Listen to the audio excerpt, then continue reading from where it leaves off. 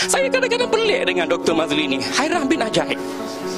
Saya pelik, saya ni bukan ngumpat ni cakap terang-terang. Ustaz Zamian tak main ngumpat di belakang. Sabar Ustaz, sabar. Sabar biasa. Undang Mazli Malik. Letak jawatan.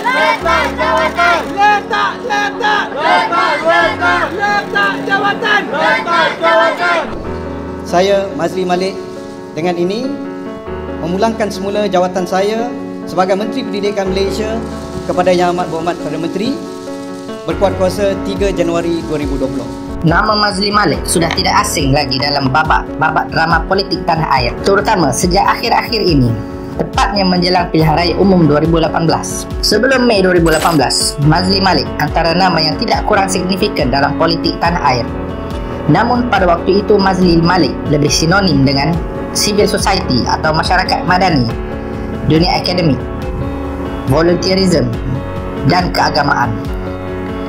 Kalau ditelusuri sejarahnya sebelum ini, Mazli Malik adalah tokoh yang aktif dalam ahli multaqa asatizah dan doa, mursyid, penasihat ahli lembaga kepada beberapa NGO dan badan pendidikan seperti Teaching for the Needs, TFTN, Pusat Pendidikan Down Syndrome Orchids, Pertubuhan Darul Fitrah, Ideas Autism Center, Lembaga Pusat Pendidikan Al-Amin, juga penaung kepada Kelab Penyokong Bola Sepak Manchester City Malaysia dan ahli Dewan Perwakilan Nasional Pertubuhan Ikram Malaysia. Nama ini tidak pernah lepas daripada isu-isu politik dalam dan luar negara. Ketika terjadinya Arab Spring, percubaan kudeta kerajaan Turki dan embargo US Amerika Syarikat terhadap Qatar, beliau adalah penganalisis yang sering muncul di kaca TV dan media sosial. Beliau juga sering muncul dalam wacana-wacana debat dalam forum dan TV Esro Awani, Sinar Harian, bahkan BFM Radio adalah rumah rehat bagi Mazli. Melalui jargon atau slogan yang dipopularkannya, politik warga, Mazli Malik sebelum Mei 2018 sangat dikenali sebagai seorang intelek non-partisan yang sering melontarkan idea yang bijak atau kadang-kadang kontroversi. Namun, bagaimanakah nama Mazli Malik ini mulai memasuki kancah politik Malaysia? Dan apakah yang membuat beliau yang menjadi pengikut setia kepada Mahathir dan Parti Pejuang akhirnya memberikan sokongan secara diam-diam kepada Datuk Seri Anwar Ibrahim untuk membentuk kerajaan yang baru? Ikuti video ini sehingga selesai. Selamat menonton dan selamat share.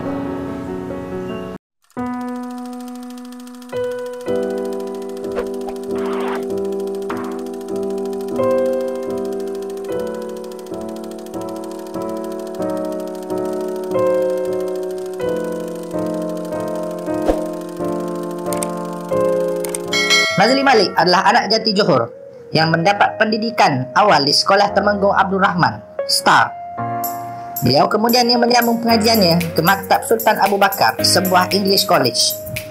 Pada tahun 1989, beliau melanjutkan pelajaran di Madrasah Al-Quran Wad-Din dan seterusnya berpindah ke Ma'had Johor.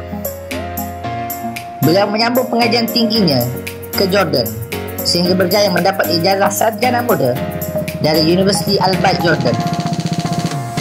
Kemudian beliau meneruskan pengajian di peringkat ijazah sarjana master di Universiti Malaya, kedua-duanya dalam bidang fiqh dan usul fiqh. Pada tahun 2000, Dr. Mazli menyertai barisan kepimpinan pendidik di Universiti Islam Antarabangsa UIA dan bertugas sebagai pensyarah kanan di Jabatan Fiqh dan Usul Fiqh di Kuliah Ilmu Wahyu dan Sains Kemanusiaan. Beliau juga aktif dan terlibat dalam pelbagai pertubuhan yang bercorak Islami, kebajikan dan pendidikan. Pada tahun 2000, Mazli Malik melanjutkan pelajaran di School of Governments and International Affairs di University of Durham, England, dan dikurniakan ijazah kedoktoran dalam bidang Good Governance pada tahun 2011. Nama Mazli Malik sebenarnya mulai bersentuhan dengan politik pada tahun 2011 ketika terjadinya debat bersejarah antara Rafizi Ramli dan Khairi Jamaluddin.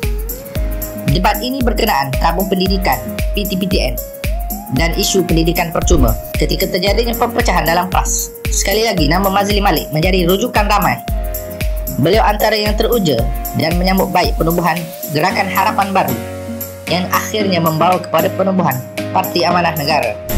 Namun, dalam masa yang sama, Mazli Malik turut teruja dengan pertubuhan Parti Bersatu. Beliau dan rakan karibnya, Wan Saiful Wanjat, kelihatan berkali-kali menemui pemimpin Bersatu dikatakan untuk mengkaji. Namun, pada suatu hari, politik Malaysia dikejutkan dengan penyertaan Mazli Malik secara rasmi ke dalam Parti Bersatu tersebut. Namanya ialah Dr. Mazli Malik. Demi masa depan Malaysia yang lebih... Keputusan ini sudah pasti disambut dengan euforia oleh para peminat beliau, terutamanya dalam anak didik usrah, NGO seperti JIM dan Ikrak. Namun bagi para penggiat civil society yang sejati, kemasukan ini ibarat berita duka, terutama bagi dunia volunteerism dan politik non-partisan.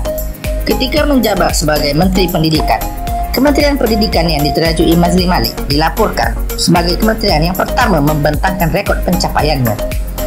Malah Kementerian Pendidikan di bawah Dr. Mazli mempunyai slogan Pendidikan untuk Semua, juga telah memperkenalkan pelbagai inisiatif dan inovasi untuk menambah baik taraf pendidikan negara. Menurut Kesatuan Perkhidmatan Perguruan Kebangsaan Malaysia (NUTP), antara usaha baik yang dilaksanakan Dr. Mazli adalah mengatasi isu-isu berkaitan beban kerja guru yang tidak relevan, kemelut pendidikan latihan teknikal dan vokasional (TVET), dan pendidikan bagi golongan kelainan upaya (OKU), termasuk kepimpinan beliau yang bertanggungjawab membuka 10,200 darjah, memiliki hampir 24,998 golongan OKU.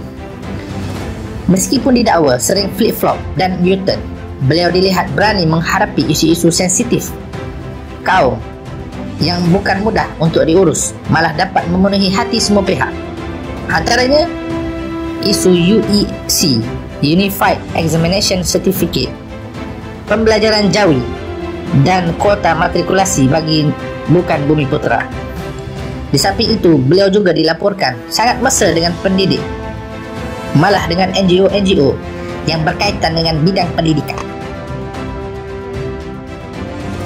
Malaysia menemui seorang Menteri Pendidikan yang harus dibanggakan. Kepecahan beliau berbahasa Inggeris, bahasa Melayu, bahasa Arab, dan sedikit bahasa Cina cukup mencuit hati. Dalam sebuah program Town Hall yang diliputi oleh media pada waktu itu, Dr. Mazli mempersembahkan misi dan visi beliau dalam bidang pendidikan. Antaranya, speaker corner, kebebasan akademik hinggalah pendidikan khas. Beliau turut memberi komitmennya untuk mengurangkan berat beg sekolah dan menekankan nilai kasih sayang dan dalam pendidikan. Namun, nampaknya wartawan telah berjaya melondehkan kebodohan mereka sendiri dan menggambarkan Mazli Malik sebagai Menteri Pendidikan yang bodoh, terutama dalam isu kasut hitam yang sering diperbesarkan. Sekalipun banyak isu dikaitkan dengan Dr. Mazli, namun isu yang paling besar ialah menamatkan kontrak One Best Kabinet yang dimiliki Tycoon YTL. Projek kontroversi yang dimulakan di zaman Tan Sri Muhyiddin Yassin sebagai Menteri Pendidikan ini tidak mudah ditamatkan, malah fasa 2 terpaksa disambung oleh Menteri Pendidikan setelah itu, Datuk Seri Mahzir Khalid. Walaupun telah disiasat oleh Jawatan Kuasa Kira-kira Negara PAC, bagaimanapun hayat satu Bestarinet dan YTL terputus nyawa apabila Menteri Pendidikan baru, Dr. Mazli Malik, dengan beraninya tidak menyambung khidmat itu. Walau dengan segala macam rayuan yang YTL lakukan, malah Kementerian Pendidikan Malaysia melantik 3 syarikat penyedia perkhidmatan internet ISP, iaitu Telekom Malaysia Berhad, Celcom Axiata dan Maxis Broadband Senar Berhad bermula 1 Julai 2019. Akhirnya YTL menyerang Kementerian Pendidikan Malaysia dan mendakwa KPM melanggar obligasi kontrak serta berlaku tidak adil kepada YTL apabila mengubah 3 pembekal tanpa tender. Akhirnya beliau diminta meletakkan jawatan oleh mastermind, iaitu Mahathir Mohamad. Dengan itu, pihak warga Kementerian Pendidikan serta sebahagian besar warga pendidik daripada 551,000 anggota dan pelbagai persatuan yang mewakili warga pendidik merasa amat duka cita dengan pengumuman Dr. Mazli tersebut. Maka, saya dengan hati yang reda walaupun berat, saya Mazli Malik Dengan ini, memulangkan semula jawatan saya sebagai Menteri Pendidikan Malaysia kepada Yang Amat Berhormat Perdana Menteri berkuat kuasa 3 Januari 2020. Sekian, terima kasih. Terbaru, pasca Perikatan Nasional, Mazli Malik menonjolkan diri sebagai seorang wakil rakyat yang peka dengan isu-isu semasa, terutama isu wabak COVID-19. Beliau menggerakkan kempen Kita Jaga Sabah. Ketika Menteri Pengajian Tinggi Perikatan Nasional, Dr. Noraini, terlihat terkedu dan seakan-akan diam seribu bahasa ketika para penuntut IPT protes kerana dimaklumkan mengenai penutupan kampus olehnya sendiri. Mazli bertindak proaktif dengan menggerakkan kutipan derma bagi membantu para penuntut IPT yang terkandas dan digantung tak bertali. Pengumuman Datuk Seri Anwar Ibrahim yang cukup numbers membentuk kerajaan baru tidak kurang panas. Mazli Malik dikatakan salah seorang ahli parlimen bebas di bawah parti baru yang belum terdaftar, Pejuang, telah menyatakan sokongan kepada Datuk Seri Anwar Ibrahim menerusi sebuah akuan bersumpah yang tular di media sosial. Akron itu Mahathir Mohamad selaku Grand Mastermind yang dianggap ayahnya oleh Mazli Malik telah cuba menghubungi Mazli untuk meminta penjelasan. Namun dalam masa 24 jam Mazli Malik gagal untuk dihubungi Mahathir. Hubungan antara Mazli dan Anwar Ibrahim sudah tidak dapat disangkal lagi. Mazli adalah tokoh yang dilihat mendukung idea Muslim Demokrat, iaitu pemikiran politik yang turut diperjuangkan oleh Anwar Ibrahim. Ketika di zaman belajar, Mazli terpilih menerima beasiswa di bawah rancangan bersama JPA Petronas untuk melanjutkan pelajaran ke Maghribi, dan program itu adalah hasil inisiatif Menteri Pendidikan pada waktu itu, Datuk Seri Anwar Ibrahim. Apakah kesudahan kepada politik Dr. Mazli Malik? Adakah beliau mampu survive dalam politik partisan yang sangat liar dan sangat rumit ini? Atau beliau akhirnya akan kecundang dan kembali kepada habitat asalnya, iaitu politik warga dan dunia akademik? Berikan pendapat dan komen anda di bawah.